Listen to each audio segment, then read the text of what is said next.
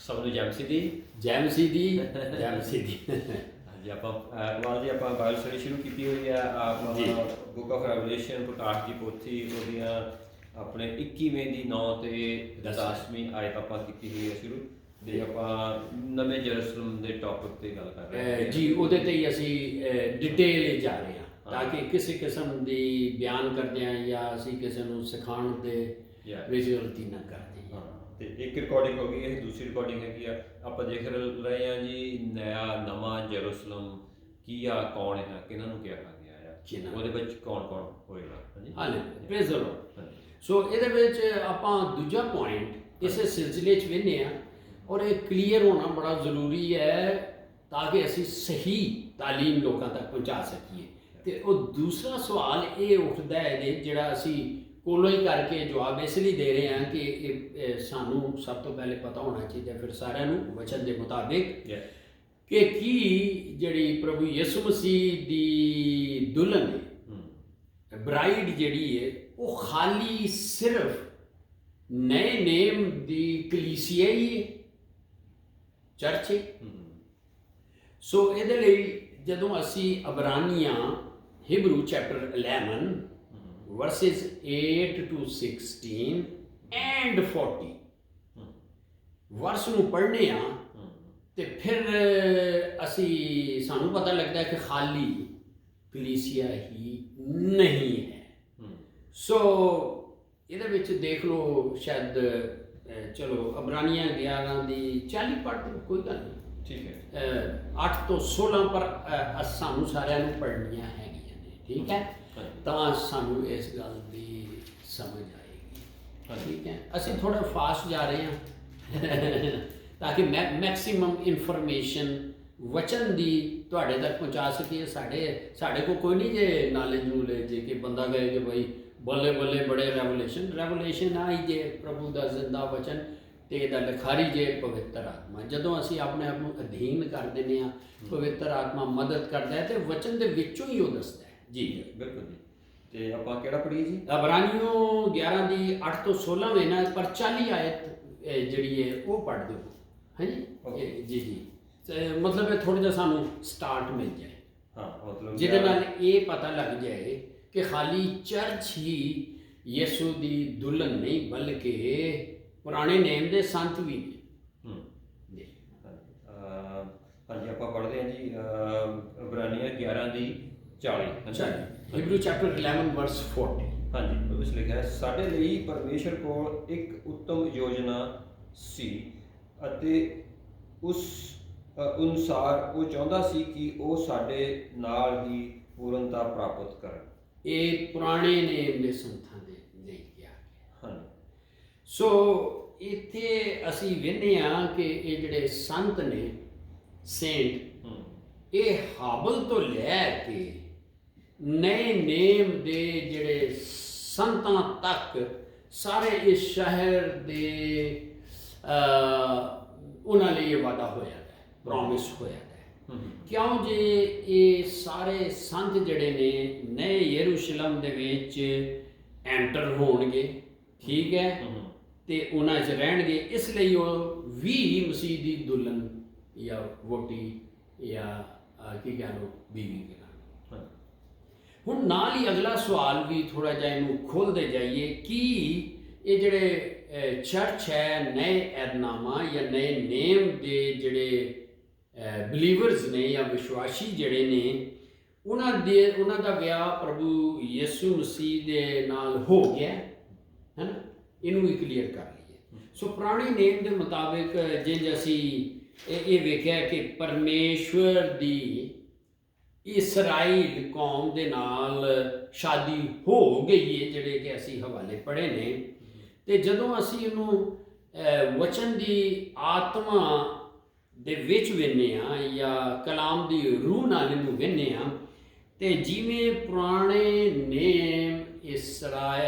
ਨੇਮ ਦੇ ਵਿੱਚ ਇਸਰਾਈਲ ਖੁਦਾ ਜਾਂ ਪਰਮੇਸ਼ਰ ਨਾਲ ਵਿਆਹੀ ਗਈ, ਉਂਝ ਹੀ ਨਏ ਐਦਨਾਮੇ ਦੇ ਵਿੱਚ ਕਲੀਸਿਆ ਵੀ ਕਿਹਦੇ ਨਾਲ? ਪ੍ਰਭੂ ਯਿਸੂ ਨਾਲ ਵਿਆਹੀ ਗਈ।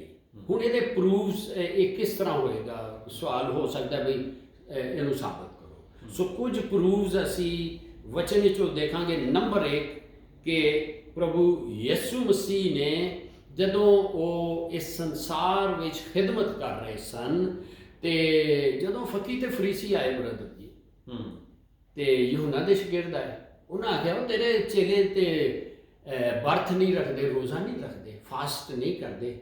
ਤੇ ਪ੍ਰਭੂ ਯਿਸੂ ਮਸੀਹ ਨੇ ਕਿਹਾ ਸੀ ਉਹ ਗੱਲ ਸੁਣੋ, ਉਹ ਜਿੰਨੀ ਦੇਰ ਤੱਕ ਇਹਨਾਂ ਦੇ ਨਾਲ ਦੁਲਾਵੇ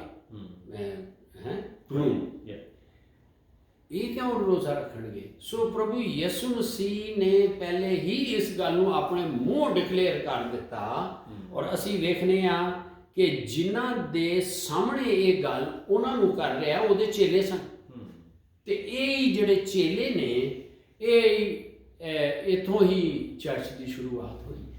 ਠੀਕ ਹੈ, ਹਵਾਲੇ ਲਿਖ ਲਓ ਭਾਈ ਸੰਤ ਮਤੀ ਮੈਥਿਊ ਚੈਪਟਰ 9 ਵਰਸ 15।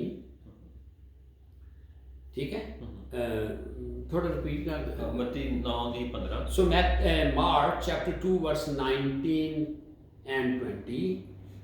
2 ਦੀ 19, ਮਾਰਕ 9 ਦੀ, ਮਰਕਸ 9 2 ਦੀ 19 ਤੇ 20।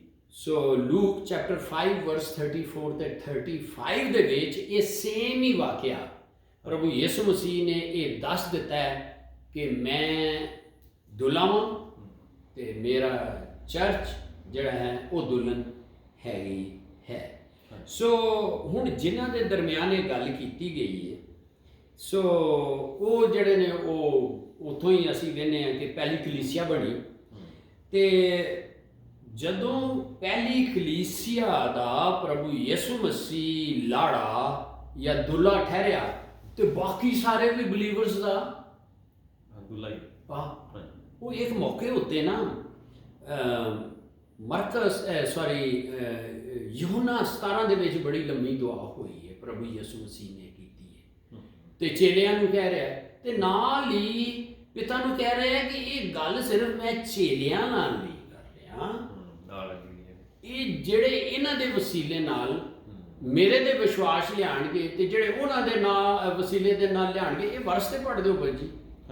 ਇਹ ਗਾਲਬਨ ਤੇ ਨਹੀਂ, ਇਹ ਦੇਖ ਲੈਂਦੇ ਹਾਂ ਸੰਤ ਯਹੂਨਾ 17 ਦੀ 20 ਤੇ ਦੇਖੋ ਜ਼ਰਾ ਸਰ ਜੀ। ਇਹ ਇਸ ਲਈ ਇਹ ਜਿਹੜਾ ਹੁਣ ਅਸੀਂ ਇਹ ਦੇਖ ਰਹੇ ਹਾਂ ਜੇ ਯਿਸੂ ਨੇ ਆਪਣੇ ਚੇਲਿਆਂ ਨੂੰ ਕਿਹਾ ਕਿ ਇਹ ਮੇਰੀ ਵੋਟੀ ਨੇ ਤੇ ਬਾਕੀ ਜਿੰਨੇ ਵੀ ਬਲੀਵਰਸ ਈਮਾਨ ਲਿਆਂਦੇ ਰਹਿਣਗੇ ਤੇ ਉਹਦੀ ਵੋਟੀ ਉਸ ਬਦਨ ਸਰੀਰ ਦੇ ਵਿੱਚ ਸ਼ਾਮਲ ਹੁੰਦੇ ਰਹਿਣਗੇ। 17 ਦੀ 20 ਹਾਂਜੀ, ਉਹਦੇ ਵਿੱਚ ਲਿਖਿਆ ਹੈ ਯਹੋਨਾ ਦੀ ਇੰਜੀਲ 17 ਦੀ 20 ਦੇ ਵਿੱਚ ਲਿਖਿਆ ਹੈ ਯਿਸੂ ਮਸੀਹ ਦੁਆ ਕਰ ਰਿਹਾ ਪਿਤਾ ਪਰਮੇਸ਼ਰ ਦੇ ਕੋਲ, ਮੈਂ ਕੇਵਲ ਉਹਨਾਂ ਲਈ ਹੀ ਪ੍ਰਾਰਥਨਾ ਨਹੀਂ ਕਰਦਾ ਸਗੋਂ ਉਹਨਾਂ ਸਾਰਿਆਂ ਲਈ ਵੀ ਜਿਹੜੇ ਇਹਨਾਂ ਦੇ ਵਚਨ ਦੁਆਰਾ ਮੇਰੇ ਉੱਤੇ ਵਿਸ਼ਵਾਸ ਕਰਨਗੇ। ਇਹ ਉਹਨਾਂ ਲਈ ਵੀ ਹਾਂ, ਠੀਕ ਹੈ।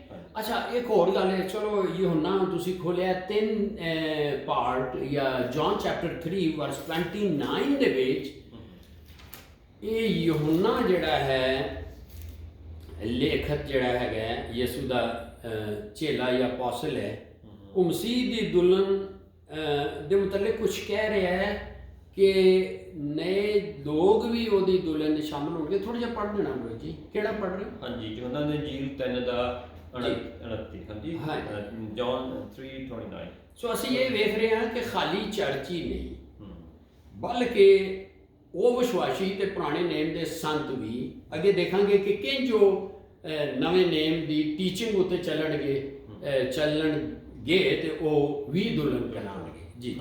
ਇਹਦੇ ਵਿੱਚ ਲਿਖਿਆ ਹੈ ਜਿਸ ਦੀ ਵੋਟੀ ਹੈ ਉਹ ਹੀ ਲਾੜਾ ਹੈ। ਹਾਂਜੀ, ਜੋ ਲਾਗੇ ਖੜਾ ਹੁੰਦਾ ਹੈ ਉਹ ਉਸ ਦੀ ਸੁਣਦਾ ਹੈ, ਉਸ ਲਾੜੇ ਦਾ ਮਿੱਤਰ ਹੈ, ਉਹ ਲਾੜੇ ਦੀ ਆਵਾਜ਼ ਨੂੰ ਸੁਣ ਕੇ ਬਹੁਤ ਖੁਸ਼ ਹੁੰਦਾ ਹੈ। ਮੇਰੀ ਇਹ ਖੁਸ਼ੀ ਪੂਰੀ ਹੋ ਗਈ ਹੈ। ਇਹ ਯਹੋਨਾ ਬਪਤਿਸਮਾ ਦੇਣ ਵਾਲਾ, ਹਾਂਜੀ, ਇਹ ਯਹੋਨਾ ਬਪਤਿਸਮਾ ਦੇਣ ਵਾਲਾ ਕਹਿ ਰਿਹਾ। ਹਾਂ, ਯਹੋਨਾ ਜਿਹਨੇ ਬੁੱਕ ਲਿਖੀ ਉਹ ਨਹੀਂ ਬਲਕਿ ਯਹੋਨਾ। ਥੈਂਕ ਯੂ, ਤੁਸੀਂ ਕਰੈਕਟ ਕੀਤਾ। ਆਮੇਨ। ਅੱਛਾ, ਹੁਣ ਇਹ ਜਿਹੜੇ ਨਾ ਪੁਰਾਣੇ ਨੇਮ ਦੇ ਸੰਤ ਜਿਹੜੇ ਨੇ ਇਹ ਪ੍ਰਭੂ ਯਿਸੂ ਮਸੀਹ ਦੀ ਜਦੋਂ ਉਹ ਹੁਣ ਤੇ ਆਏ ਨੇ, ਹੁਣ ਤੇ ਉਹ ਨਹੀਂ ਵਿਸ਼ਵਾਸ ਕਰਦੇ ਕਿ ਮਸਾਇਆ ਆ ਗਿਆ, ਲੇਕਿਨ ਜਦੋਂ ਉਹ ਆਪਣੇ ਤੇਜ ਜਲਾਲ ਵਿੱਚ ਆਏਗਾ ਉਦੋਂ ਇਹ ਸਾਰੇ ਜਿਹੜੇ ਨੇ ਇਹ ਕੀ ਕਹਿਣਗੇ, ਇਹ ਵੀ ਇੱਕ ਕੀ ਕਹਿ ਲਓ ਜੀ ਨਵਾਂ ਨਈ ਮਖਲੂਕ ਬਣ ਜਾਣਗੇ, ਹੈ ਨਾ। ਉਹ ਕਿੱਥੇ ਲਿਖਿਆ ਹੈ, ਉਹ ਪੜ੍ਹੋ ਜੀ ਰੋਮੀਓ 8:29 ਦੇ ਵਿੱਚ। ਇਹ ਪਹਿਲੇ ਦਾ ਹੀ ਪਰਮੇਸ਼ਵਰ ਦੇ ਪਲਾਨ ਵਿੱਚ ਇਹ ਸ਼ਾਮਲ ਨੇ, ਠੀਕ ਹੈ। ਪਰਮੇਸ਼ਵਰ ਦਾ ਪਲਾਨ ਕੀ ਹੈ? ਯਹੂਦੀ ਗੈਰ ਕੌਮਾਂ, ਠੀਕ ਹੈ, ਮਿਲ ਕੇ ਕੀ ਹੋ ਜਾਣ, ਮਤਲਬ ਇਹ ਰੋਮਨਸ ਦੇ ਵਿੱਚ ਇਹ ਮੇਨ ਮਜ਼ਮੂਨ ਹੈਗਾ ਜੀ। ਹਾਂ ਤੇ ਜੀ ਹਾਂ, ਰੋਮੀਆਂ 8:29 ਦੇ ਵਿੱਚ ਇਸ ਤਰ੍ਹਾਂ ਲਿਖਿਆ ਹੈ ਜੀ, ਕਿਉਂਕਿ ਜਿਸ ਨੂੰ ਪਰਮੇਸ਼ਰ ਨੇ ਪਹਿਲੋਂ ਹੀ ਜਾਣ ਲਿਆ, ਉਹਨਾਂ ਨੂੰ ਪਹਿਲੋਂ ਹੀ ਆਪਣੇ ਪੁੱਤਰ ਦੀ ਤਰ੍ਹਾਂ ਬਣਨ ਦੇ ਲਈ ਵੀ ਨਿਯੁਕਤ ਕਰ ਦਿੱਤਾ, ਅਤੇ ਕਿ ਉਸ ਦਾ ਪੁੱਤਰ ਬਹੁਤ ਭਰਾਵਾਂ ਦਾ ਜੇਠਾ ਠਹਿਰੇਗਾ। ਹਾਂ ਠਹਿਰੇਗਾ। ਸੋ ਇਹ ਇੱਕ ਵਚਨ ਤੇ ਦੇ ਦਿੱਤਾ ਗਿਆ। ਇਹ ਕੁਲਸੀਆਂ 1:15 ਤੋਂ 18 ਨੋਟ ਕਰ ਲਓ, ਤੇ ਅਬਰਾਨੀਆਂ 12:23, ਯਾਨੀ ਕੋਲੋਸੀਅਨ ਚੈਪਟਰ 1 ਵਰਸ 15 to 18 ਤੇ ਹਿਬਰੂ ਚੈਪਟਰ 12 ਵਰਸ 23। ਹਾਂ, ਇਬਰਾਨੀਆਂ 12 ਦੀ ਤੇ। ਹਾਂ, ਸੋ ਇਹ ਜਿਹੜੇ ਪੁਰਾਣੇ ਨੇਮ ਦੇ ਸੰਤਾਂ ਦੇ ਪਾਪ ਨਏ ਨੇਮ ਤੋਂ ਪਹਿਲੇ ਜਿਹੜੇ ਨੇ ਉਹ ਧੋਏ ਨਹੀਂ ਜਾ ਸਕਦੇ ਸਨ, ਨਹੀਂ ਧੋਏ ਜਾ ਸਕਦੇ ਸਨ, ਕਿਉਂਕਿ ਖੁਦਾਵੰਦ ਯਿਸੂ ਮਸੀਹ ਨੇ ਸਾਰਿਆਂ ਲਈ, ਪੂਰੀ ਜਗਤ ਲਈ ਆਪਣੇ ਕੁਰਬਾਨੀ ਦਿੱਤੀ ਹੈ। ਪਹਿਲੇ ਵਿਸ਼ਵਾਸ ਨਾਲ ਸਨ, ਲੇਕਿਨ ਇਹ ਜਿਹੜੇ ਨੇ ਰੋਮੀਓ 3:25 ਦੇਖ ਲਓ ਤੇ ਹਿਬਰੂ 9:15, ਇਹ ਦੋਏ ਪੜ੍ਹੋਗੇ ਤੇ ਸਾਨੂੰ ਪਤਾ ਲੱਗ ਜਾਏਗਾ ਕਿ ਹਿਬਰੂ ਕਿੰਨੀ ਜੀ? ਇਬਰਾਨੀਆਂ 9:15। 9 ਓਕੇ। ਸੋ ਜੀ ਰੋਮੇ 3 ਦੇ ਵਿੱਚ ਪੜ੍ਹਨੀ ਕੋਈ ਜੀ ਪੜ੍ਹ ਦਿਓ ਤਾਂ ਕਿ ਇਹ ਪਤਾ ਲੱਗ ਜਾਏ ਕਿ ਪੁਰਾਣੇ ਨੇਮ ਦੇ ਜਿਹੜੇ ਸੰਤਾਂ ਦੇ ਜਿਹੜੇ ਪਾਪ ਨੇ ਉਹ ਨਏ ਐਲਾਨਨਾਮੇ ਤੋਂ ਪਹਿਲੇ ਧੋਤੇ ਨਹੀਂ ਜਾ ਸਕਦੇ। ਹਾਂ ਓਕੇ ਜੀ, ਆਪਾਂ ਪੜ੍ਹਦੇ ਹਾਂ ਜੀ ਰੋਮੀਆਂ 3:25 ਪੜ੍ਹਦੀ ਜੀ। ਇਹਦੇ ਵਿੱਚ ਲਿਖਿਆ ਹੈ ਰੋਮੀਆਂ 3:25 ਦੇ ਵਿੱਚ, ਪਰਮੇਸ਼ਰ ਨੇ ਯਿਸੂ ਮਸੀਹ ਨੂੰ ਪਾਪਾਂ ਦੇ ਛੁਟਕਾਰੇ ਦਾ ਸਾਧਨ ਉਸ ਦੀ ਮੌਤ ਦੇ ਦੁਆਰਾ ਬਣਾਇਆ, ਜੋ ਉਸ ਤੇ ਵਿਸ਼ਵਾਸ ਕਰਨ ਦੁਆਰਾ ਮਿਲਦਾ ਹੈ। ਇਸ ਤਰ੍ਹਾਂ ਪਰਮੇਸ਼ਰ ਨੇ ਅਨੁਚਿਤ ਮਨੁੱਖ ਨੂੰ ਆਪਣੇ ਨਾਲ ਉਚਿਤ ਠਹਿਰਾਉਣ ਦਾ ਰਾਹ ਪ੍ਰਗਟ ਕੀਤਾ, ਕਿਉਂਕਿ ਉਸ ਦੇ ਆਪਣੀ ਸਹਿਨਸ਼ੀਲਤਾ ਦੇ ਕਾਰਨ ਭੂਤਕਾਲ ਦੇ ਕੀਤੇ ਹੋਏ ਪਾਪਾਂ ਨੂੰ ਅਣਦੇਖੇ ਕਰ ਦਿੱਤਾ। ਹਾਂਜੀ, ਸੋ ਇਹ ਪੁਰਾਣੇ ਨੇਮ ਦੇ ਸੰਤ ਜਿਹੜੇ ਨੇ ਇਹ ਦੁਲਹਨ ਮਸੀਹ ਦੀ ਬਲੀ ਜਾਂ ਉਸ ਕੁਰਬਾਨੀ ਤੋਂ ਬਾਅਦ ਨਏ ਮਖਲੂਕ ਬਣਦੇ ਨੇ, ਠੀਕ ਹੈ। ਆਪਣੇ ਜੀ ਇਬਰਾਨੀਆਂ ਦੀ ਪੜ੍ਹਦੀ ਸੀ, ਇਬਰਾਨੀਆਂ 1:40, ਹਾਂ ਇਬਰਾਨੀਆਂ 9:15। ਹਾਂਜੀ ਉਹ ਵੀ ਪੜ੍ਹਦੀ ਸੀ। ਓਕੇ ਜੀ, ਇਬਰਾਨੀਆਂ 9:15 ਇਹ ਦੂਸਰਾ ਪ੍ਰੂਫ ਹੈ ਨਾ, ਦੂਸਰਾ ਸਬੂਤ। ਹਾਂਜੀ, ਇਬਰਾਨੀਆਂ 9:15 ਦੇ ਵਿੱਚ ਇਸ ਤਰ੍ਹਾਂ ਲਿਖਿਆ ਹੈ ਜੀ, ਇਸ ਲਈ ਮਸੀਹ ਨਵੇਂ ਨੇਮ ਦਾ ਵਿਚੋਲਾ ਹੈ ਕਿ ਉਹ ਸਭ ਜੋ ਸੱਦੇ ਗਏ ਹਨ ਪਰਮੇਸ਼ਰ ਦੀ ਕੀਤੀ ਪ੍ਰਤਿਗਿਆ ਅਨੁਸਾਰ ਅੰਤਮ ਵਿਰਸਾ ਪ੍ਰਾਪਤ ਕਰਨ। ਇਹ ਇਸ ਲਈ ਹੋ ਸਕਦਾ ਹੈ ਕਿਉਂਕਿ ਇੱਕ ਮੌਤ ਉਹਨਾਂ ਅਪਰਾਧਾਂ ਤੋਂ ਛੁਟਕਾਰੇ ਦੇ ਲਈ ਹੋਇਆ ਹੈ, ਜੋ ਉਹਨਾਂ ਉਸ ਸਮੇਂ ਕੀਤੇ ਸਨ ਜਦੋਂ ਉਹ ਪਹਿਲੇ ਨੇਮ ਦੇ ਹੇਠ ਸਨ। ਠੀਕ ਹੈ। ਸੋ ਇਹ ਯਿਸੂ ਦੀ ਬਲੀ ਜਿਹੜੀ ਹੈ ਜਦੋਂ ਉਹਨੇ ਦਿੱਤੀ ਉਹਦੇ ਬਾਅਦ ਇਹ ਨਏ ਮਖਲੂਕ ਬਣੇ ਨੇ, ਠੀਕ ਹੈ। ਤੇ ਇਸੇ ਲਈ ਉਹ ਕਲੀਸਿਆ ਦੇ ਨਾਲ ਸ਼ਰੀਕ ਹੋ ਕੇ ਤੇ ਇਹ ਦੁਲਹਨ ਕਹਿਲਾਉਂਦੇ ਨੇ। ਦੇਖੋ ਅਬਰਾਨੀਆਂ, ਫਿਰ ਉਹ ਵਰਸੇ ਜਿਹੜੀਆਂ ਪਹਿਲੇ ਲਿਖਾਈਆਂ ਨੇ ਨਾ, ਅਬਰਾਨੀਆਂ 11:8 ਤੋਂ 16, ਇਹ ਵੀ ਇੱਥੇ ਨੋਟ ਕਰ ਲਓ, ਇਹ ਵੀ ਸਾਬਤ ਕਰਦੇ ਨੇ। ਅਬਰਾਨੀਆਂ ਹਿਬਰੂ ਚੈਪਟਰ 11 ਵਰਸ 8 to 16 ਐਂਡ 40 ਵਰਸ 40 ਆਇਤ ਫਿਰ ਪੜ੍ਹ ਦਿਓ ਕਿਉਂਕਿ ਇਹ ਪੁਰਾਣੇ ਨੇਮ ਦੇ ਸੰਤਾਂ ਲਈ ਦੱਸਿਆ ਗਿਆ ਹੈ। ਠੀਕ ਹੈ, ਇਹਨੂੰ ਫਿਰ ਕਲੀਅਰ ਕਰਕੇ ਪੜ੍ਹਦੇ ਹੋ। ਇਹ ਦੂਸਰਾ ਸਬੂਤ ਅਸੀਂ ਕਿਸ ਸਿਲਸਿਲੇ 'ਚ ਦੇਖ ਰਹੇ ਹਾਂ ਕਿ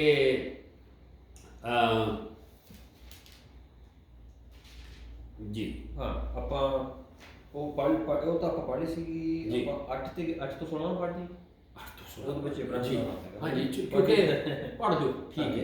इब्रानियां 11 ਦੀ 8 ਤੋਂ 16 ਪੜ੍ਹਦੇ ਹਾਂ ਜੀ। ਤੁਸੀਂ ਲਿਖਿਆ ਹੈ, ਵਿਸ਼ਵਾਸ ਦੇ ਦੁਆਰਾ ਹੀ ਇਬਰਾਹਿਮ ਨੇ ਪਰਮੇਸ਼ਰ ਦੇ ਸੱਦੇ ਦੀ ਪਾਲਣਾ ਕੀਤੀ ਕਿ ਉਹ ਉਸ ਦੇਸ਼ ਵਿੱਚ ਜਾਵੇ ਜੋ ਇੱਕ ਦਿਨ ਪਰਮੇਸ਼ਰ ਉਸ ਨੂੰ ਦੇਵੇਗਾ। ਉਹ ਆਪਣਾ ਦੇਸ਼ ਛੱਡ ਕੇ ਚੱਲ ਪਿਆ, ਪਰ ਬਿਨਾਂ ਇਹ ਜਾਣੇ ਕਿ ਉਹ ਕਿੱਥੇ ਜਾ ਰਿਹਾ ਹੈ। ਵਿਸ਼ਵਾਸ ਦੇ ਦੁਆਰਾ ਹੀ ਉਸਨੇ ਇੱਕ ਵਿਦੇਸ਼ੀ ਦੀ ਤਰ੍ਹਾਂ ਪਰਾਈ ਧਰਤੀ ਤੇ ਵਾਸ ਕੀਤਾ। ਉੱਥੇ ਉਹ ਤੰਬੂਆਂ ਵਿੱਚ ਰਿਹਾ।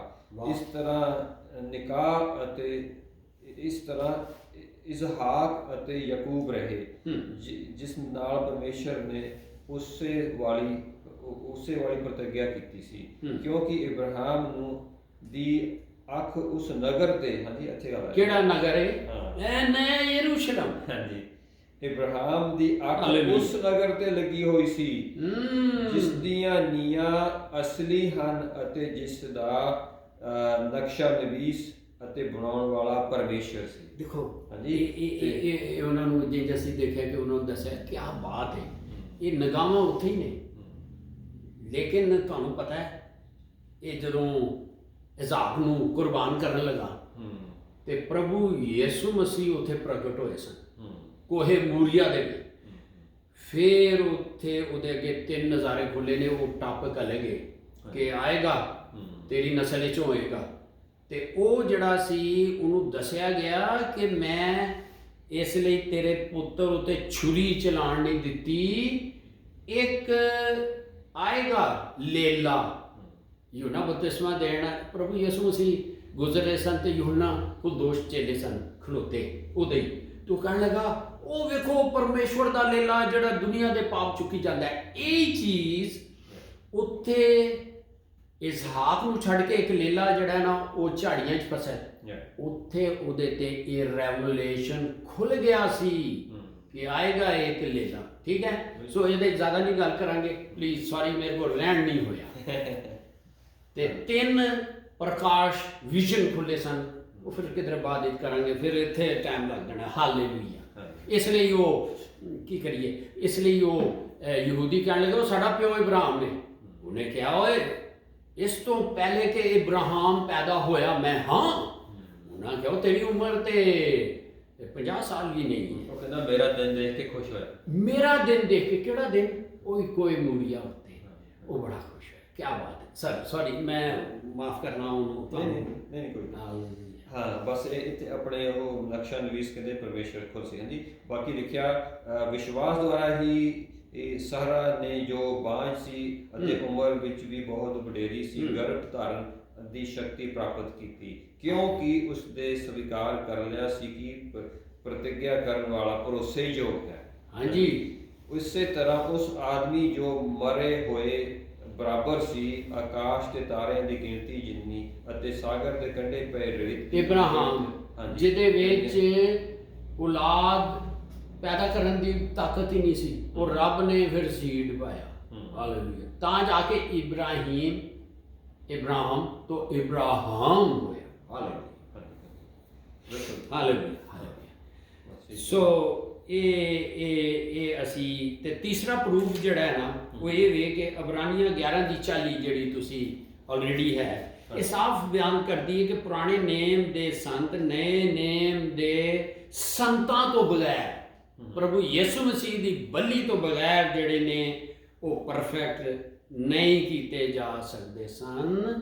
ਜਿਹਦਾ ਮਤਲਬ ਕੀ ਹੋਇਆ ਕਿ ਇਹ ਦੋਏ ਗਰੁੱਪ ਇਕੱਠੇ ਹੀ ਪਵਿੱਤਰ ਕੀਤੇ ਗਏ ਨੇ ਪ੍ਰਭੂ ਯਿਸੂ ਮਸੀਹ ਦੀ ਬਲੀ ਦੇ ਵਸੀਲੇ ਦੇ ਨਾਲ, ਤੇ ਇੱਕੋ ਹੀ ਖਾਨਦਾਨ ਦਾ ਹਿੱਸਾ ਨੇ। ਦੇਖੋ ਇਫਸੀਆਂ 3:6, ਗਲਤੀਆਂ 3:14 ਤੇ ਗਲਤੀਆਂ 3:29 ਦੇ ਮੁਤਾਬਿਕ ਜਿਹੜਾ ਪ੍ਰੋਮਿਸ ਜਾਂ ਅਹਿਦ ਜਾਂ ਕਵਨੈਂਟ ਇਸਰਾਈਲ ਨਾਲ ਹੋਇਆ ਹੈ, ਬਾਕੀ ਜਿਹੜੇ ਜੈਂਟਾਈਲਸ ਨੇ ਉਹ ਪ੍ਰਭੂ ਯਿਸੂ ਮਸੀਹ ਦੀ ਖੁਸ਼ਖਬਰੀ ਤੇ ਉਹਦੀ ਬਲੀ ਦੇ ਵਸੀਲੇ ਨਾਲ ਇਸ ਖਾਨਦਾਨ ਦਾ ਹਿੱਸਾ ਬਣ ਜਾਂਦੇ ਨੇ, ਇਬਰਾਹਾਮ ਦੀ ਨਸਲ ਬਣ ਜਾਂਦੇ ਨੇ, ਤੇ ਜਿਹੜਾ ਇਬਰਾਹਾਮ ਨਾਲ ਕਵਨੈਂਟ ਹੋਇਆ ਉਹ ਤੇ ਮਿਰਾਸ ਦੇ ਵਿੱਚ ਬਰਾਬਰ ਦੇ ਸ਼ਰੀਕ ਹੋ ਜਾਂਦੇ ਨੇ। ਬਿਲਕੁਲ ਜੀ, ਬਿਲਕੁਲ ਜਿੱਦਾਂ ਵਚਨ 'ਚ ਲਿਖਿਆ ਹੈਗਾ, ਜਿਹੜਾ ਅਸਲੀ ਜੈਤੂਨ ਤਾਂ ਉਹੀ ਆ, ਸਾਨੂੰ ਤਾਂ ਅਸੀਂ ਜੰਗਲੀ ਜ਼ੈਤੂਨ ਆ, ਪਰ ਜੜ ਜਿਹੜੀ ਹੈ ਨਾ, ਹਾਂਜੀ, ਉਹ ਜੜ ਜਿਹੜੀ ਹੈ ਉਹ ਇਸਰਾਈਲ ਹੈ। ਅਸੀਂ ਉਹਦੇ ਵਿੱਚ ਗ੍ਰਾਫਟ ਜਾਂ ਪੈਵੰਦ ਕੀਤੇ ਗਏ ਆ, ਤੇ ਉੱਥੇ ਬੜੀ ਵਾਰਨਿੰਗ ਦੇ ਜਿਹੜੇ ਅਸੀਂ ਐਵੇਂ ਹੀ ਨਾਰੇ ਮਾਰਦੇ ਰਹਿੰਦੇ ਆ, ਉਹ ਜੀ ਇਸਰਾਈਲ ਨੂੰ ਇਹ ਤੇ ਉਹ ਕਹਿੰਦਾ ਗੱਲ ਸੁਣ ਧਿਆਨ ਕਰੀ, ਜਦੋਂ ਉਹਨੇ ਅਸਲੀ ਡਾਲੀਆਂ ਨੂੰ ਨਹੀਂ ਛੱਡਿਆ, ਉਹ ਤੂੰ ਤੇ ਜੰਗਲੀ ਡਾਲੀ ਹੋਈ ਹੈ, ਪਰ ਤੈਨੂੰ ਪਤਾ ਲੱਗ ਜਾਣਾ ਚਾਹੀਦਾ ਹੈ ਕਿ ਜੜ ਹੀ ਜਿਹੜੀ ਇਸਰਾਈਲ ਹੈ ਉਹ ਸੰਭਾਲਦੀ, ਤੇ ਜੜ ਕੀ ਸੀ? ਯੱਸੀ ਦੇ ਤਨੇ ਵਿੱਚੋਂ ਇੱਕ ਸ਼ਾਖ ਨਿਕਲੀ। ਯਸਾਇਆ 11 ਦੇ ਵਿੱਚ ਪ੍ਰਭੂ ਯਿਸੂ ਉਹ ਵੀ ਇਸਰਾਈਲੀ ਸੀ।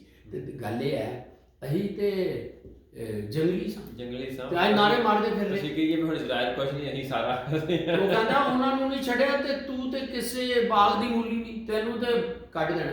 ਇਹ ਅਸਲ ਵਿੱਚ ਪ੍ਰਭੂ ਯਿਸੂ ਮਸੀਹ ਦੀ ਦਾ ਜਿਹੜਾ ਖੁਸ਼ਖਬਰੀ ਹੈ ਉਹਦੇ ਵਸੀਲੇ ਦੇ ਨਾਲ ਅਸੀਂ ਉਹ ਨਹੀਂ ਸਾਡੇ 'ਚ, ਅਸੀਂ ਉਹਨਾਂ 'ਚ ਸ਼ਾਮਲ ਹੋ ਜਾਂਦੇ ਹਾਂ। ਜਿਹੜਾ ਕਵਨੈਂਟ ਖੁਦਾ ਨੇ, ਦੇਖੋ ਜੀ ਮੈਂ ਤੁਹਾਨੂੰ ਦੱਸਾਂ, ਇਹ ਸਦਾ ਦਾ ਕਵਨੈਂਟਸ ਨੇ, ਇਹ ਨਹੀਂ ਜੇ ਇਹ ਕਵਨੈਂਟ ਖਤਮ ਹੋ ਨੋ।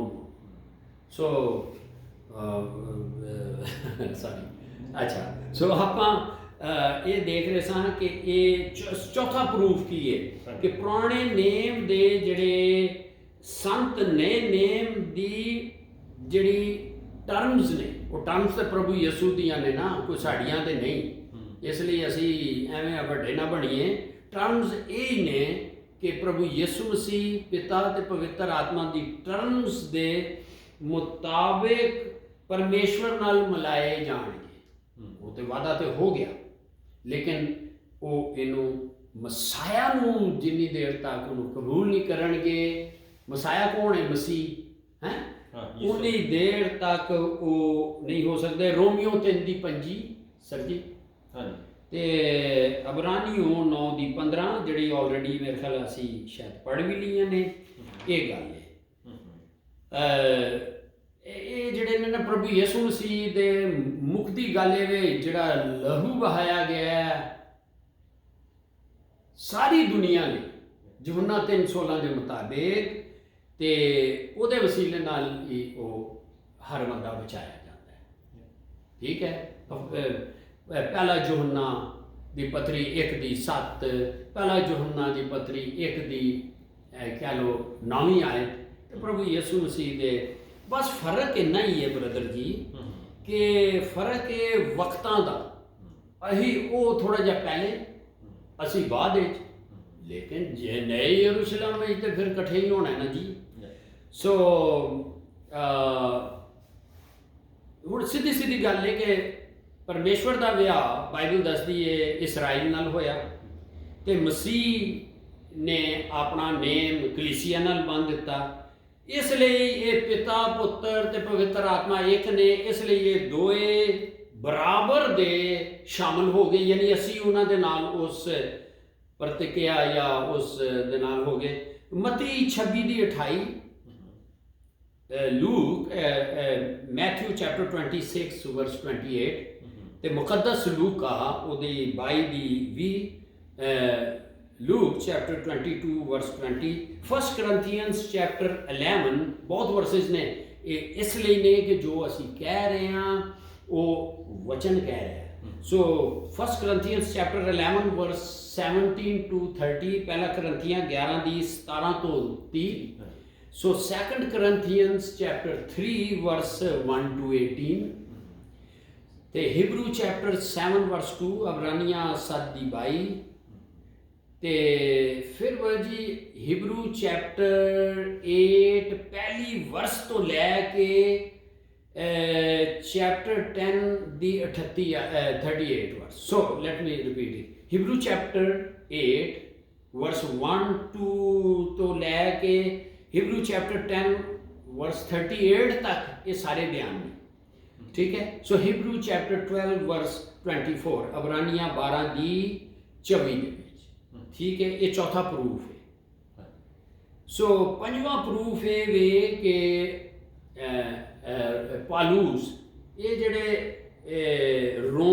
ਰੋਮ ਦੇ ਯਹੂਦੀਆਂ ਨੂੰ ਦੱਸਦਾ ਹੈ ਕਿ ਜੇ ਉਹ ਸ਼ਰੀਅਤ ਦੇ ਇਤਬਾਰ ਨਾਲ ਮਰ ਕੇ ਤੇ ਨਏ ਐਲਾਨਨਾਮੇ ਦੇ ਵਿੱਚ ਜਿਹੜੀਆਂ ਪਰਮੇਸ਼ਵਰ ਦੀਆਂ ਟਰਮਸ ਤੇ ਕੰਡੀਸ਼ਨ ਨੇ ਜਿਹੜੀਆਂ ਸਾਰਿਆਂ ਲਈ ਨੇ, ਉਹਦੇ ਵਿੱਚ ਜੀਣਾ ਸ਼ੁਰੂ ਕਰ ਦੇਣ, ਮੰਨ ਜਾਣ ਕੇ ਪ੍ਰਭੂ ਯਿਸੂ ਆਇਆ, ਮਾਰਿਆ ਗਿਆ, ਦਫਨ ਹੋਇਆ, ਸਾਡੇ ਪਾਪ ਉਹਨੇ ਚੁੱਕ ਲਏ ਹੈ, ਤੇ ਉਹਦੇ ਮੁਤਾਬਿਕ ਫਿਰ ਉਹ ਲੋਕ ਮਸੀਹ ਨਾਲ ਵੀ ਵਿਆਹੇ ਜਾਂਦੇ, ਕੰਡੀਸ਼ਨ ਹੈ। ਹਾਂ, ਤੇ ਰੋਮੀਓ 7 ਦੀ 1 ਤੋਂ 6 ਇਹ ਜ਼ਰੂਰ ਪੜ੍ਹੋ। ਮਤਲਬ ਇਹ ਰੋਮੀ ਯਹੂਦੀਆਂ ਨੂੰ, ਰੋਮ ਦੇ ਜਿਹੜੇ ਜਿਊਜ਼ ਨੇ ਉਹਨਾਂ ਨੂੰ ਪਾਲੂਸ ਰਸੂਲ ਕਹਿ ਰਿਹਾ ਭਾਈ। ਕੰਡੀਸ਼ਨ ਕੀ ਹੈ ਕਿ ਉਸੇ ਟਰਮਸ ਜਿਹੜੀਆਂ ਸਾਰਿਆਂ ਲਈ ਹੈ ਜੀ। ਹਾਂਜੀ, ਰੋਮੀਆਂ ਦੀ ਪੱਤਰੀ 7 ਦੀ ਉਹਦਾ 7ਵਾਂ ਅਧਿਆਇ ਉਹਦੀਆਂ ਪਹਿਲੀਆਂ 6 ਆਇਤਾਂ ਲਿਖਿਆ। ਰੋਮੀਆਂ 7 ਦੀ 1 ਤੋਂ 6 ਲਿਖਿਆ, ਭਰਾਵੋ। ਹਾਂਜੀ, ਉੱਪਰ ਹੈਡਿੰਗ ਹੀ ਇਹ ਲਿਖਿਆ ਗਿਆ, ਵਿਆਹੁਤਾ ਜੀਵਨ ਦੀ ਉਦਾਹਰਣ। ਹਾਂਜੀ, ਫਿਰ ਬੋਲਿਓ। ਹਾਂਜੀ, ਵਿਆਹੁਤਾ ਜੀਵਨ ਦੀ ਉਦਾਹਰਣ। ਅੱਛਾ ਜੀ। ਹਾਂਜੀ, ਭਰਾਵੋ, ਤੁਸੀਂ ਚੰਗੀ ਤਰ੍ਹਾਂ ਜਾਣਦੇ ਹੋ ਕਿ ਜਦੋਂ ਇੱਕ ਆਦਮੀ ਜਿਉਂਦਾ ਹੈ ਉਸ ਸਮੇਂ ਤੱਕ ਨੇਮ ਸ਼ਾਸਤਰ ਦਾ ਉਸ ਤੇ ਅਧਿਕਾਰ ਰਹਿੰਦਾ ਹੈ। ਇਹ ਮੈਂ ਉਹਨਾਂ ਨੂੰ ਕਹਿ ਰਿਹਾ ਹਾਂ ਜਿਹੜੇ ਨੇਮ ਸ਼ਾਸਤਰ ਨੂੰ ਜਾਣਦੇ ਹਨ, ਯਹੂਦੀਆਂ ਨੂੰ। ਹਾਂਜੀ ਜੀ। ਉਦਾਹਰਣ ਦੇ ਲਈ ਇੱਕ ਵਿਆਹੁਤਾ ਔਰਤ ਨੇਮ ਸ਼ਾਸਤਰ ਦੇ ਅਨੁਸਾਰ ਜਦੋਂ ਤੱਕ ਉਸ ਦਾ ਪਤੀ ਜਿਉਂਦਾ ਹੈ ਉਸ ਦੇ ਬੰਧਨ ਵਿੱਚ ਹੈ, ਪਰ ਜੇਕਰ ਉਹ ਮਰ ਜਾਵੇ ਤਾਂ ਉਹ ਉਸ ਵਿਵਸਥਾ ਤੋਂ ਮੁਕਤ ਹੋ ਜਾਂਦੀ ਹੈ ਜਿਸ ਦੁਆਰਾ ਉਹ ਆਪਣੇ ਪਤੀ ਦੇ ਬੰਧਨ ਵਿੱਚ ਸੀ। ਇਸ ਲਈ ਜੇਕਰ ਉਹ ਆਪਣੇ ਪਤੀ ਦੇ ਜਿਉਂਦਿਆਂ ਹੁੰਦਿਆਂ ਹੋਇਆਂ ਦੂਜੇ ਆਦਮੀ ਨਾਲ ਰਹੇ ਤਾਂ ਉਹ ਵਿਭਚਾਰਨ ਅਖਵਾਵੇਗੀ, ਪਰ ਜੇਕਰ ਉਸ ਦਾ ਆਦਮੀ ਮਰ ਜਾਵੇ ਤਾਂ ਉਹ ਕਾਨੂੰਨੀ ਤੌਰ ਤੇ ਸੁਤੰਤਰ ਹੈ, ਜਦੋਂ ਤੱਕ ਕਿ ਜੇਕਰ ਉਹ ਇਸ ਹਾਲਤ ਵਿੱਚ ਕਿਸੇ ਦੂਜੇ ਆਦਮੀ ਨਾਲ ਵਿਆਹ ਵੀ ਕਰ ਲਵੇ ਤਾਂ ਉਹ ਵਿਭਚਾਰਨ ਨਹੀਂ ਹੈ। ਮੇਰੇ ਭਰਾਵੋ, ਇਹੋ ਹਾਲਤ ਤੁਹਾਡਾ ਵੀ ਹੈ।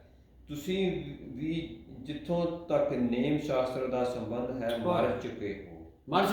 ਹਾਂਜੀ, ਕਿਉਂਕਿ ਤੁਸੀਂ ਮਸੀਹ ਦੇ ਸਰੀਰ ਦੇ ਅੰਗ ਹੋ ਅਤੇ ਕਿਸੇ ਦੂਜੇ ਦੇ ਹੋ ਚੁੱਕੇ ਹੋ, ਅਰਥਾਤ ਉਸ ਦੇ ਜੋ ਮੁਰਦਿਆਂ ਵਿੱਚੋਂ ਜੀ ਉੱਠਿਆ ਹੈ। ਹਾਂਜੀ, ਅਤੇ ਅਸੀਂ ਸਾਰੇ ਪਰਮੇਸ਼ਰ ਦੇ ਲਈ ਲਾਭਦਾਇਕ ਸਿੱਧ ਹੋਈਏ ਜਦੋਂ ਅਸੀਂ ਸਰੀਰਕ ਸੁਭਾਅ ਦੇ ਅਨੁਸਾਰ ਜੀਵਨ ਗੁਜ਼ਾਰਦੇ ਸਾਂ ਤਾਂ ਪਾਪ ਦੀਆਂ ਵਾਸਨਾਵਾਂ ਨੇਮ ਸ਼ਾਸਤਰ ਤੋਂ ਪ੍ਰੇਰਨਾ ਲੈ ਕੇ ਅਤੇ ਸਾਡੇ ਅੰਗਾਂ ਵਿੱਚ ਕੰਮ ਕਰ ਰਹੀਆਂ ਸਨ ਅਤੇ ਇਸ ਨਾਲ ਅੰਤ ਮੌਤ ਸੀ। ਸੋ ਹੁਣ ਅਸੀਂ ਨੇਮ ਸ਼ਾਸਤਰ ਤੋਂ ਸੁਤੰਤਰ ਹਾਂ ਕਿਉਂਕਿ ਅਸੀਂ ਉਸ ਦੇ ਲਈ ਮਰ ਚੁੱਕੇ ਹਾਂ ਜਿਸ ਨੂੰ ਅਸੀਂ ਬੰਧਨ ਵਿੱਚ ਜਕੜੇ ਰੱਖਿਆ ਸੀ, ਇਸ ਲਈ ਕਿ ਅੱਗੇ ਤੋਂ ਅਸੀਂ ਪਰਮੇਸ਼ਰ ਦੀ ਸੇਵਾ ਲਈ ਢੰਗ ਅਰਥਾਤ ਪਵਿੱਤਰ ਆਤਮਾ ਦੇ ਦੁਆਰਾ ਕਰੀਏ, ਨਾ ਕਿ ਆਪਣੇ ਢੰਗਾਂ ਅਰਥਾਤ। ਸੋ ਗੱਲ ਇਹ ਹੈ ਕਿ ਲਾਅ ਦੇ ਮੁਤਾਬਿਕ, ਕਿਉਂਕਿ ਜਿਹੜਾ ਮੋਜ਼ਿਸ ਲਾਅ ਜਿਹੜਾ ਹੈ ਇਹ ਵੀ ਇਟਰਨਲ ਹੈ, ਲੇਕਿਨ ਲਾਅ ਦੇ ਜਦੋਂ ਅਸੀਂ ਸਟੱਡੀ ਕਰਨੇ ਆ ਤੇ 35 ਇਹੋ ਜਿਹੀਆਂ ਚੀਜ਼ਾਂ ਨੇ ਕਿ ਉਹਦੇ ਵਸੀਲੇ ਨਾਲ ਨਾ ਤੇ ਅਸੀਂ ਮੁਕਤੀ, ਨਾ ਸਾਨੂੰ ਪਵਿੱਤਰ ਆਤਮਾ ਮਿਲ ਸਕਦਾ ਸੀ। ਸੋ ਇਹ 35 ਪੁਆਇੰਟ ਨੇ, ਕਿਸੇ ਵੇਲੇ ਅਸੀਂ ਇਹਨੂੰ ਬਿਆਨ ਕਰ ਪਾਵਾਂਗੇ। ਸੋ ਛਠਾ ਸਬੂਤ ਜਿਹੜਾ ਹੈਗਾ ਬ੍ਰਦਰ ਜੀ, ਸੋ ਇਹ ਵੇ ਕਿ ਪਾਲੂਸ ਰਸੂਲ ਜਿਹੜਾ ਹੈ ਉਹ ਇੱਕ ਮਰਦ ਤੇ ਔਰਤ ਦੇ ਵਿਆਹ ਨੂੰ ਐਗਜ਼ਾਮਪਲ ਰੱਖ ਕੇ ਹੈ ਜੀ, ਤੇ ਮਸੀਹ ਦੇ ਕਲੀਸਿਆ ਦੇ ਨਾਲ ਉਹਨਾਂ ਨੂੰ ਜੋੜਦਾ ਹੈ। ਠੀਕ ਹੈ, ਤੇ ਇਹਦਾ ਹਵਾਲਾ ਆਪਾਂ ਇਫਸੀਆਂ 5 ਦੀ 21 ਤੋਂ 33 ਦੇ ਵਿੱਚ ਜਦੋਂ ਅਸੀਂ ਪੜ੍ਹਨੇ ਆ ਤੇ ਇੱਕ ਇਨਸਾਨ ਕੀ ਕਹਿ ਲਓ, ਇੱਕ ਮਰਦ ਤੇ ਇੱਕ ਔਰਤ ਦਾ ਵਿਆਹ ਜਦੋਂ ਹੁੰਦਾ ਹੈ ਤੇ ਉਹਦੇ ਨਾਲ ਯਿਸੂ ਤੇ ਕਲੀਸਿਆ ਨੂੰ ਰਿਲੇਟ ਕਰ ਲਿਆ ਇਹਨਾਂ ਵਰਸਿਸ ਵਿੱਚ। ਠੀਕ ਹੈ, ਪੜ੍ਹ ਦਿਓ, ਕੋਈ ਗੱਲ ਨਹੀਂ। ਇਹ 6ਵਾਂ ਪੁਆਇੰਟ ਸਾਡਾ ਫਿਰ ਕਲੀਅਰ ਹੋ ਜਾਏਗਾ 21 ਤੋਂ 33। ਹਾਂ, ਇਫਸੀਆਂ 5 ਦੀ 21 ਤੋਂ 33 ਆ ਜਿਹੜਾ ਤੁਸੀਂ ਕਹਿੰਦਾ ਮੂਸਾ ਦਾ ਲਾ ਇਟਰਨਲ ਆ, ਇਹਦੇ ਬਾਰੇ ਆਪਾਂ ਜਿਹੜੀ ਮਿਲੀਨੀਅਮ ਦੇ ਵਿੱਚ ਨਾ ਜੀ ਉਹਦੇ ਵਿੱਚ ਕਾਫੀ ਵਿਸਤਾਰ ਦੇ ਨਾਲ ਉਹ ਅੱਛਾ ਹੈ ਨਾ, ਉਹ ਯਾਦ ਹੈ ਜੀ ਤੁਹਾਨੂੰ? ਉਹ ਸਟੱਡੀਜ਼ ਵਿੱਚ ਕੀਤੀ ਹੈਗੀ ਆ। ਸੋ ਇਹਦਾ ਮਤਲਬ ਹੈ ਉਹਨੂੰ 1000 ਸਾਲਾ ਬਾਦਸ਼ਾਹੀ 'ਚ ਸਾਨੂੰ ਦੁਬਾਰਾ ਚੈੱਕ ਕਰਨਾ ਚਾਹੀਦਾ। ਹਾਂ, ਕਿਉਂਕਿ ਹਾਂ, ਇਹ ਬੜੇ ਸਵਾਲ ਹੋਏ ਸਨ। ਮੇਰਾ ਖਿਆਲ ਹੈ 1000 ਸਾਲਾ ਬਾਦਸ਼ਾਹੀ ਦੇ ਵਿੱਚ ਕਾਫੀ ਸਵਾਲ ਸਾਡੇ ਕੋਲ ਆਏ ਤੇ ਅਸੀਂ 10 ਉਹਦੀ 10 ਰਿਕਾਰਡਿੰਗਸ ਨੇ ਹੈ 1000 ਸਾਲ ਬਾਦਸ਼ਾਹ ਤੇ ਆਪਾਂ ਕਾਫੀ ਰਿਕਾਰਡਿੰਗ ਕੀਤੀ ਔਰ ਇਹ ਹੀ ਸਾਰੀਆਂ ਗੱਲਾਂ ਉੱਥੇ ਖੁੱਲ ਗਈਆਂ ਨੇ। Thank you so much sir. ਤੇ ਕਿਉਂਕਿ ਕਈਆਂ ਨੂੰ ਸ਼ੌਕ ਲੱਗਦਾ ਹੋਵੇ ਕਿ ਮੂਸਾ ਲਾ ਤਾਂ ਪੁਰਾਣਾ ਹੋ ਗਿਆ ਤੇ ਉਹਦੇ ਵਿੱਚ ਇਹਦਾ ਮਤਲਬ ਹੈ ਮਨੀਲੀਅਮ ਦੀਆਂ 10 ਰਿਕਾਰਡਿੰਗਸ ਨੂੰ ਪਲੀਜ਼ ਟਾਈਮ ਕੱਢ ਕੇ ਸੁਣ ਲਿਓ ਤੇ ਇਹ ਮਾਮਲੇ ਕਲੀਅਰ ਪ੍ਰਭੂ ਦਾ ਵਚਨ ਹੀ ਕਰ ਦੇਗਾ। ਹਾਂ ਜੀ ਬਿਲਕੁਲ, ਬਹੁਤ ਅੱਛਾ ਜੀ, ਥੈਂਕ ਯੂ ਸੋ ਮਚ। ਤੇ ਆਪਾਂ ਹਾਂਜੀ ਪੜ੍ਹਦੇ ਸੀ ਇਫਸੀਆਂ 5 ਦੀ 21 ਤੋਂ ਹੁਣ 33 ਤੱਕ ਪੜ੍ਹਦੇ ਆ ਜੀ। 21 33 ਸਾਰਾ ਪੜ੍ਹਦੇ ਜੀ। ਜੀ ਇਹ ਪਾਲੂਸ ਦੱਸ ਰਿਹਾ ਨਾ ਕਿਸ ਤਰ੍ਹਾਂ ਇੱਕ ਆਦਮੀ ਤੇ ਔਰਤ ਦਾ ਵਿਆਹ ਹੁੰਦਾ ਹੈ ਤੇ ਕਿੰਜ ਚਰਚ ਤੇ ਮਸੀਹ ਦੇ ਨਾਲ ਉਹਨੂੰ ਜੋੜ ਰਿਹਾ। ਜੀ ਹਾਂਜੀ, ਇਹਦੇ ਵਿੱਚ ਲਿਖਿਆ ਹੈਗਾ ਇਫਸੀਆਂ 5 ਦੀ ਇਹ 6ਵਾਂ ਪ੍ਰੂਫ ਹੈ ਜੀ। ਇਫਸੀਆਂ 5 ਦੀ 21 ਤੋਂ 33 ਇਸ ਤਰ੍ਹਾਂ ਲਿਖਿਆ ਹੈ, ਮਸੀਹ ਦਾ ਡਰ ਮੰਨਦੇ ਹੋਏ ਆਪਣੇ ਆਪ ਨੂੰ ਇੱਕ ਦੂਜੇ ਨੂੰ ਸੌਂਪ ਦੇਵੋ। ਤੇ ਪਤਨੀਓ, ਇਹ ਮਤਲਬ ਪਤੀ ਪਤਨੀ ਦੱਸ ਰਿਹਾ ਨਾ, ਪਤਨੀਓ ਆਪਣੇ ਆਪ ਨੂੰ ਆਪਣੇ ਪਤੀਆਂ ਨੂੰ ਸੌਂਪ ਦੇਵੋ ਜਿਸ ਤਰ੍ਹਾਂ ਕਿ ਪ੍ਰਭੂ ਨੂੰ। ਹਾਂਜੀ, ਕਿਉਂਕਿ ਪਤੀ ਪਤਨੀ ਦਾ ਸਿਰ ਹੈ, ਜਿਸ ਤਰ੍ਹਾਂ ਮਸੀਹ ਵਿਸ਼ਵਾਸ ਸੰਗਤ ਦਾ ਸਿਰ ਹੈ ਅਤੇ ਮੁਕਤੀ ਦਾਤਾ ਹੈ, ਸੋ ਉਹ ਉਸ ਦਾ ਸਰੀਰ ਹੈ। ਇਸ ਲਈ ਪਤਨੀਆਂ ਆਪਣੇ ਪਤੀਆਂ ਦੀ ਉਸੇ ਤਰ੍ਹਾਂ ਅਧੀਨ ਰਹਿਣ ਜਿਸ ਤਰ੍ਹਾਂ ਵਿਸ਼ਵਾਸ ਸੰਗਤ ਅਧੀਨ ਹੈ। ਪਤਿਓ, ਤੁਸੀਂ ਵੀ ਆਪਣੀਆਂ ਪਤਨੀਆਂ ਨੂੰ ਉਸੇ ਤਰ੍ਹਾਂ ਪਿਆਰ ਕਰੋ ਜਿਸ ਤਰ੍ਹਾਂ ਮਸੀਹ ਨੇ ਵਿਸ਼ਵਾਸ ਸੰਗਤ ਨੂੰ ਕੀਤਾ ਅਤੇ ਆਪਣੇ ਆਪ ਨੂੰ ਉਸ ਲਈ ਕੁਰਬਾਨ ਕਰ ਦਿੱਤਾ। ਉਸਨੇ ਇਹ ਇਸ ਲਈ ਕੀਤਾ ਕਿ ਉਹ ਉਸ ਨੂੰ ਪਾਣੀ ਦੀ ਪਵਿੱਤਰ ਵਚਨ ਤੇ ਨਾਲ ਸ਼ੁੱਧ ਤੇ ਪਵਿੱਤਰ ਕਰੇ ਅਤੇ ਇਸ ਤਰ੍ਹਾਂ ਉਹ ਉਸ ਨੂੰ ਆਪਣੇ ਸਾਹਮਣੇ ਪੂਰਨ ਮਹਿਮਾ ਭਰੀ ਸੁੰਦਰਤਾ ਸਮੇਤ ਬਿਨਾਂ ਕਿਸੇ ਧੱਬੇ ਤੇ ਝੁਰੀ ਦੇ ਹਾਜ਼ਰ ਕਰੇ। ਪਤੀਆਂ ਨੂੰ ਆਪਣੇ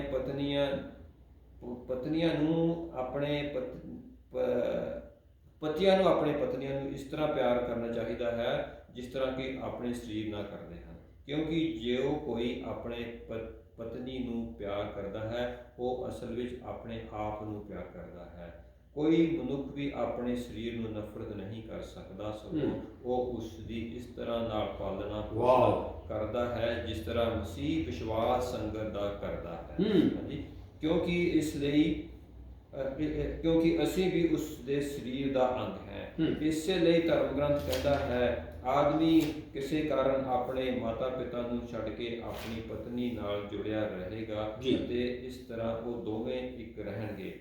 ਇਹਨਾਂ ਸ਼ਬਦਾਂ ਵਿੱਚ ਇੱਕ ਵੱਡਾ ਭੇਦ ਪ੍ਰਗਟ ਕੀਤਾ ਗਿਆ ਹੈ ਜੋ ਮੈਂ ਸਮਝਦਾ ਹਾਂ ਕਿ ਮਸੀਹ ਅਤੇ ਵਿਸ਼ਵਾਸ ਸੰਗਤ ਤੇ ਲਾਗੂ ਹੁੰਦਾ ਹੈ, ਪਰ ਇਹ ਤੁਹਾਡੇ ਤੇ ਵੀ ਲਾਗੂ ਹੁੰਦਾ ਹੈ।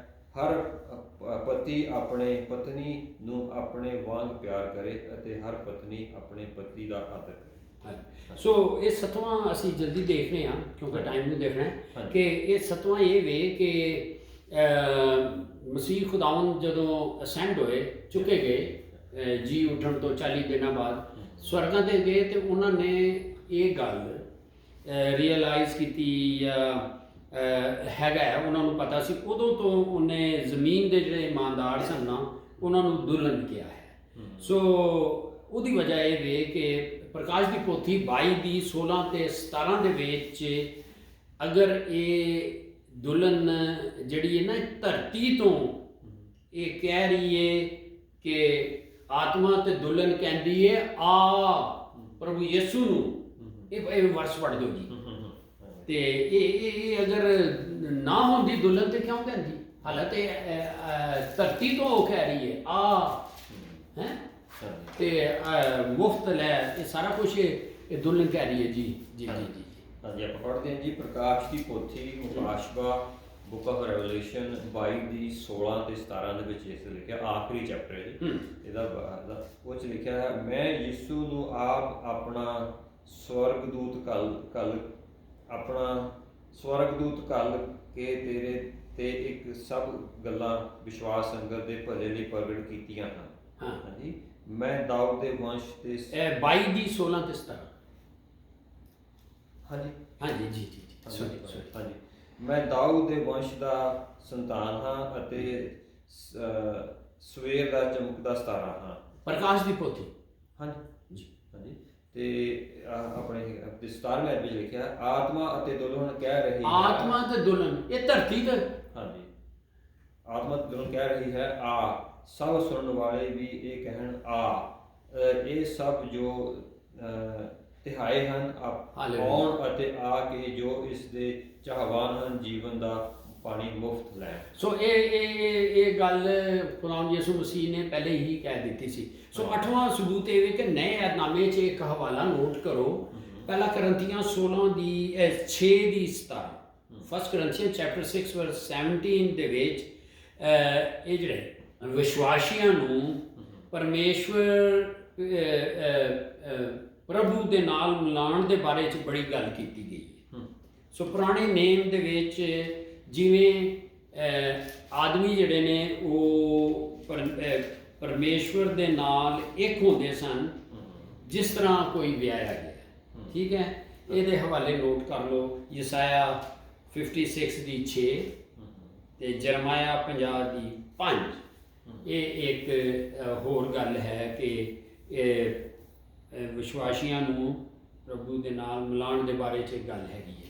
ਤੁਹਾਡਾ ਟਾਈਮ ਹਾਂਜੀ ਤੇ ਬਸ ਕਰੀਏ। ਹਾਂਜੀ, ਫਿਰ ਨੈਕਸਟ ਦੇਖਾਂਗੇ ਕਿ ਹੁਣ ਅਸੀਂ ਉਹਨਾਂ ਹਵਾਲਿਆਂ ਨੂੰ ਵੇਖਾਂਗੇ ਜਿਨ੍ਹਾਂ ਵਿੱਚ ਸਾਨੂੰ ਲੱਗਦਾ ਹੈ ਕਿ ਇਮਾਨਦਾਰ ਹਾਲਾਂ ਤੱਕ ਪਰਮੇਸ਼ਵਰ ਨਾਲ ਨਹੀਂ ਵਿਆਹੇ ਗਏ, ਬਲਕਿ ਆਇੰਦਾ ਜਦੋਂ ਸਵਰਗਾਂ ਤੇ ਪਹੁੰਚਾਂਗੇ ਤੇ ਲੇਲੇ ਦੇ ਨਾਲ ਵਿਆਹ ਹੋਏਗਾ, ਫਿਰ ਇਹ ਗੱਲ ਉਹਦੇ ਨਾਲ ਜੁੜ ਗਈ। ਨੈਕਸਟ ਕਰਾਂਗੇ ਜੀ। ਹਾਲੇ थैंक यू परमेश्वर पिता, इस वचन के लिए आपका शुक्र करते हैं। जो कुछ भी पवित्र आत्मा द्वारा समझिया गया, बोलिया गया, पढ़िया गया, वो सारा साढ़े अंदर वास्ते यीशु मसीह के पवित्र लोग ढकते हैं परमेश्वर पिता। जो भी इसमें सुने ये बरकत पावे परमेश्वर पिता, और ये सब कुछ मंगते हैं आप दे इकलौते पुत्र साढ़े मुक्तिदाता यीशु मसीह। Thank you.